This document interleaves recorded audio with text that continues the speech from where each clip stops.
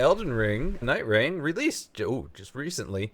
It's doing it's doing okay. Not great, not terrible.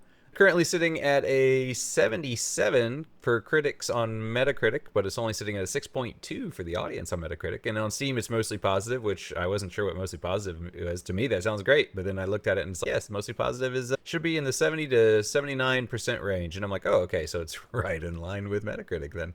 But yeah, so this is actually the lowest scoring From Software game in a very long time. So for some people, they're like, oh no, this is bad news. It's still a good score, guys. Come on. But it looks like actually most of those scores are in fact not due to the game being necessarily bad, but because of the multiplayer aspects of it. So for example, this game only has trios or solos. There are no duos, and a lot of people are like, that doesn't make sense. Why are there no duos? Now, From Software has come out and they said, you know what, we're looking into it. You guys seem to really want duos. So we're going to look into it and we're going to try to accommodate that in the game. The other thing is, part of the reason I guess they said they didn't really do duos is because they said the game was tuned for either solo or trios, which again, people are saying like, yeah, it definitely seems like it's maybe tuned towards trios. Some of the enemies, some of their attack patterns or things like that really do seem like you're supposed to have one person holding its attention and then other people are supposed to jump in and take advantage of that. When you have one person taking the attention and doing the damage, some people have said that it seems a bit much.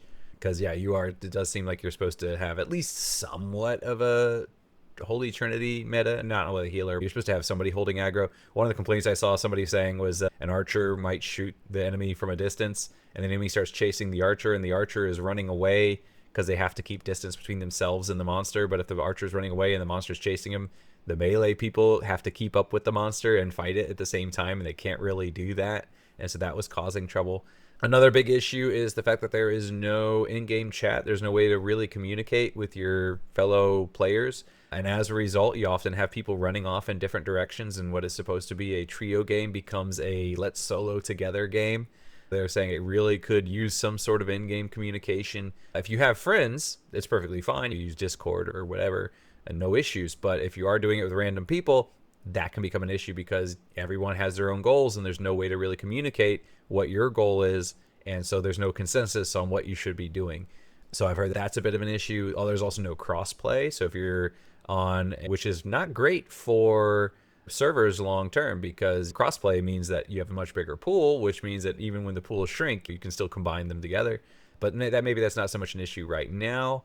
The other things that people were concerned about were that there's only 8 bosses right now, so they're like, okay, there's not a lot. And then they will add more later, but as of right now, there's not a lot. Also, the map is a little bit limited, and rounds can be a bit long. They said the round can be about 40 minutes long. So you're grinding through 40 minutes, and then you get to the boss, and then you lose to that last boss, and you basically get nothing. And people are like, oh man, it just, at least in like an Elden Ring or something like that, you make progress, you've learned something, you can improve, but you can come back at it. But in this one, because gear is randomized every time, so every time you get into the world, you have to get new gear and you have to gear up, and you're not necessarily guaranteed you're going to be getting the same stuff every single time. So if you don't get something you're good with the next time, or if bosses are randomized, if you had to if you struggled with one boss, you can't just go in and practice on him. You might not get him again for a really long time. That's not a problem, but an irritation for some people. And also because I guess this has the kind of mechanic similar to a battle royale where you have like your shrinking ring. Some people say that can be a problem because they say you don't know where the ring's going to end up at the beginning. You might be over here, the ring could end up over here, which is actually good, but if it ends up where you started, if you clear out the area around you, then towards the end of the game you have nothing to do because all the enemies are gone. And so you hit a certain cap and it's now I can't continue leveling because there's nothing around. It's all outside the ring now. So some people are saying they would like to have some sort of indication where the ring will end up, simply because that means that they could plan a course on the map to say, okay, we should move this way to keep within the ring, rather than let's clear here and hopefully the ring's going to move.